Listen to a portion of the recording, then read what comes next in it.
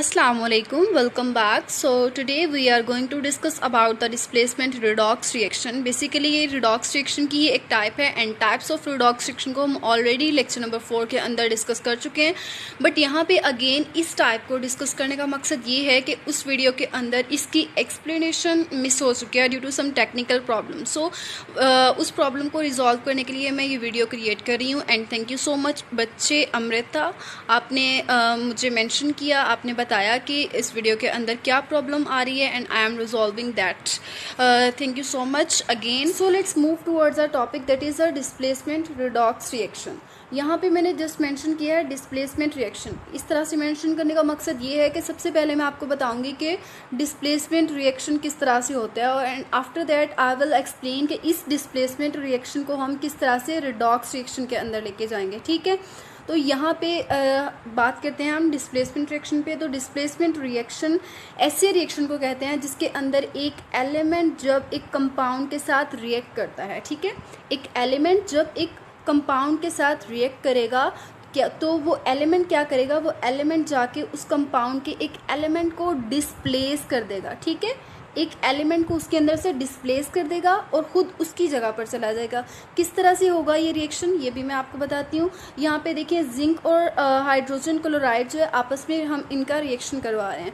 तो ये एक कंपाउंड है और ये एक एलिमेंट है हमारे पास. ठीक है, जिंक ने इसके साथ जब रिएक्ट किया तो हाइड्रोजन को इसने डिस्प्लेस कर दिया. ठीक है, हाइड्रोजन को डिस्प्लेस करके इसने बाहर रिमूव कर दिया और ख़ुद इसकी जगह पर जाकर अटैच हो गया क्लोरीन के साथ. ठीक है, तो यहाँ पर ये निकल आया जिंक क्लोराइड की सूरत में. ठीक है, तो ये तो हो गया डिस्प्लेसमेंट रिएक्शन, क्योंकि यहाँ पर एक एलिमेंट आया, उसने एक कंपाउंड के साथ रिएक्ट किया. ठीक है, और इस रिएक्शन के नतीजे में उसने इसके एक एलिमेंट को, हाइड्रोजन को डिस्प्लेस कर दिया और ख़ुद उसकी जगह पर जाकर फिट हो गया. ठीक है, तो इसके नतीजे में हमारे पास क्या बना है, जिंक क्लोराइड और हाइड्रोजन रिमूव हो चुका है. So this is a displacement reaction. और इस डिस्प्लेसमेंट रिएक्शन को हम डिस्प्लेसमेंट रिडॉक्स रिएक्शन का नाम किस तरह से देंगे, वो इस तरह से देंगे. हम देखेंगे इनकी ऑक्सीडेशन स्टेट, इनके ऑक्सीडेशन नंबर इन एलिमेंट्स के. ठीक है, तो सबसे पहले हम बात करते हैं जिंक की. जिंक 0 ऑक्सीडेशन स्टेट रखता है, ऑक्सीडेशन नंबर इसका 0 है. ठीक है, इसके बाद हम हाइड्रोजन की बात करते हैं. तो हमें पता है हाइड्रोजन तमाम कंपाउंड्स के अंदर +1 ऑक्सीडेशन स्टेट शो करता है. इसके बाद जब हम क्लोरीन की बात करते हैं, क्लोरीन चूँकि हेलोजन फैमिली के साथ बिलोंग करता है और हमने रूल के अंदर पढ़ा था, जब हमने ऑक्सीडेशन नंबर फाइंड किए थे तब हमने कहा था कि तमाम हेलोजेंस जो हैं वो -1 ऑक्सीडेशन स्टेट रखते हैं. ठीक है, -1 ऑक्सीडेशन नंबर या ऑक्सीडेशन स्टेट रखते हैं. तो इसके बाद हमने आफ्टर द रिएक्शन जब हमने देखा तो जिंक जो है +2 ऑक्सीडेशन स्टेट की तरफ चला गया है और क्लोरीन अगेन -1 ऑक्सीडेशन स्टेट ले रहा है. इसके बाद हाइड्रोजन की बात करते हैं तो हाइड्रोजन 0 ऑक्सीडेशन स्टेट रखेगा यहाँ पे. तो यहाँ पे हमने क्या देखा, जिंक जो है अपनी ऑक्सीडेशन स्टेट जो है वो चेंज कर रहा है. कैसे चेंज कर रहा है, उसकी पहले वो ज़ीरो की स्टेट में था, अब वो +2 की स्टेट में चला गया. तो ऑक्सीडेशन नंबर क्या हुआ, इंक्रीज़ हुआ. ठीक है, 0 से +2 की तरफ जाना इंक्रीज़ हुआ. जब ऑक्सीडेशन नंबर इंक्रीज़ हुआ तो डेफिनेटली यहाँ पर क्या हुई, ऑक्सीडेशन हुई है. इसके बाद हम हाइड्रोजन की बात करते हैं. हाइड्रोजन के केस में +1 ऑक्सीडेशन स्टेट यहाँ पर है बिफोर द रिएक्शन. ठीक है, आफ्टर द रिएक्शन वो 0 की स्टेट में चला गया. तो +1 से 0 की तरफ क्या हुआ, ऑक्सीडेशन नंबर डिक्रीज़ हुआ है. जब ऑक्सीडेशन नंबर डिक्रीज़ हुआ तो यहाँ पर क्या होगा, यहाँ पे रिडक्शन होगी. ठीक है, गेन ऑफ इलेक्ट्रॉन्स हुआ है तो यहाँ पर क्या होगी, रिडक्शन. ठीक है, और तो यहाँ पे रिडक्शन का फिनोमेना हुआ. सो हमने यहाँ पे फाइंड किया कि जिंक के केस में यहाँ पर ऑक्सीडेशन हो रही है और हाइड्रोजन के केस में यहाँ पर रिडक्शन हो रही है, जबकि क्लोरीन की स्टेट जो है वो सेम रही है इस रिएक्शन के केस में. तो हम यहाँ पर कह सकते हैं कि यहाँ पर ऑक्सीडेशन और रिडक्शन का फिनोमेना हो रहा है. सो इसको हम रिडॉक्स रिएक्शन का नाम दे सकते हैं, क्योंकि यहाँ पर डिस्प्लेसमेंट ऑफ एलिमेंट भी हो रही है.